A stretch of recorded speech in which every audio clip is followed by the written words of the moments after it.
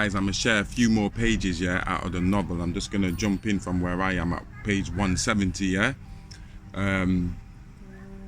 What's the context? The context is the war is just about to build up between the south and the north. The two kings in the north are gonna meet up to discuss how they can team up against King Mene in the south, yeah.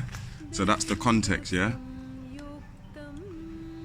Symbol of the ever-living, the Lady Maid. His Majesty was compelled into action. I could see that the women had resigned themselves to death in those brief moments before King Second appeared. Either death or a life of sexual slavery. I witnessed how severely the spirit of His Majesty was disturbed by the unrighteous actions of these criminal Bedouin. Had he not turned up, or turned up even a few moments later, this poor group of dear humans would have been tortured, murdered, or sold into bondage by these uncultured and uncivilized brutes. As His Majesty and his men approached them, the group of perpetrators got agitated and the leader immediately pulled out his own broadsword. Brandishing it, he pulled out a small dagger from his belt too. The 9 other Bedouin followed his lead and drew out their short swords and weapons used for close combat. These strange hybrid men began to mumble to each other in a strange, unfamiliar mountain dialect of grunts and snorts. They sounded like pigs, and they did not yet realize who was addressing them until he removed his disguise. His Majesty and his men often traveled in disguise as a caravan, dressed like regular desert folk with hood and cloak. This was because of how many opportunists and hostiles were in the region due to the siege of Kadesh, Jerusalem, yeah? They were also looking for the next opportunity or moment of weakness to take advantage of. King Second always took precautions when traveling through troubled regions. There was a high price on the head of folks like kings. A few diplomats in the Levant had been held for large ransoms before. It was becoming more and more dangerous for important figures to travel. This was an ingenious safety precaution taken by General Meti. He insisted that His Majesty the King travel in disguise because the region was rife with hostiles. There were caravan thieves, Bedouin traders, people smugglers, lepers, barbarian tamahu, flugel rods, and rivals like King Tejas and others. King Second wrapped his head with a turban and his body with a white shawl going down to his ankles. The turbans he and his personal guard wrapped around their heads made them look like a bunch of Sikhs by today's standards. With half-covered faces showing only their eyes, they looked similar to the Tehenu, Tamashek tribes of Libya and northern Africa today. Therefore, it was never obvious that it was His Majesty and his personal guard whenever they travelled out like this, and the Bedouin had no idea. The perpetrators had brandished their weapons ready to fight the king, but were now having second thoughts. After scrutinizing General Meti and the 10 members of His Majesty's personal guard, the Bedouin froze with indecision. Seeing another 100 or so men dismount from the caravan of the king and take off their disguises, drawing their swords behind King Second, the Bedouin buckled.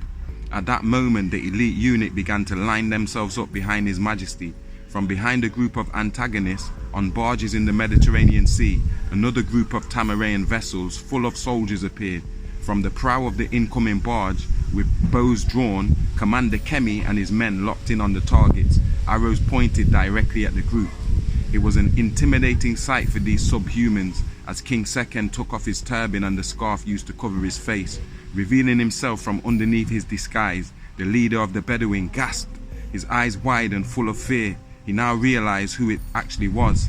His Majesty removed the turban and shawl, remaining silent, but looking furious with the criminals while he approached them.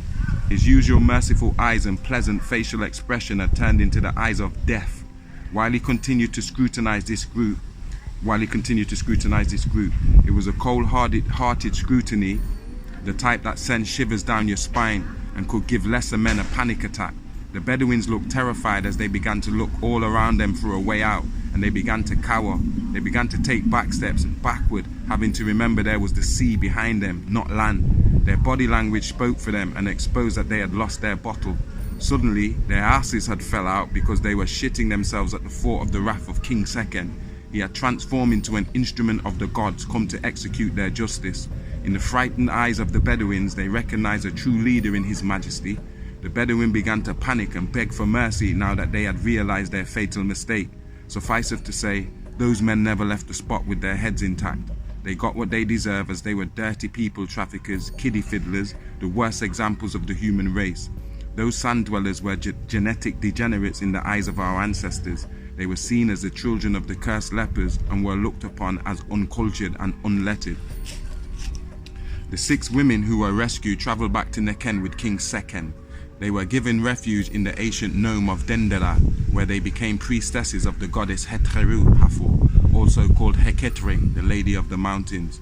One of the 2 young boys became a scribe in the city of Edfu. His name is Huni. The other, named Jati, became an artisan making busts for dignitaries and nobles. He does well for himself in Esna. They are brothers having the same father but different mothers, and are seen as a part of the royal family of Neken too. There was also the 5-year-old girl with the group. She is the cousin of the 2 brothers. The women said her mother was their sister and they were nobles. Both her parents were killed in the struggle to escape Kadesh. With her dying words, the mother had begged her sisters to take their niece with them. Her husband had been killed outside the city walls just hours after she died. He was one of the 2 younger of the 4 adult men killed and dumped in the ditch. Therefore, the aunties were compelled to take their niece with them when they fled. They could not leave her behind to the hands of fate.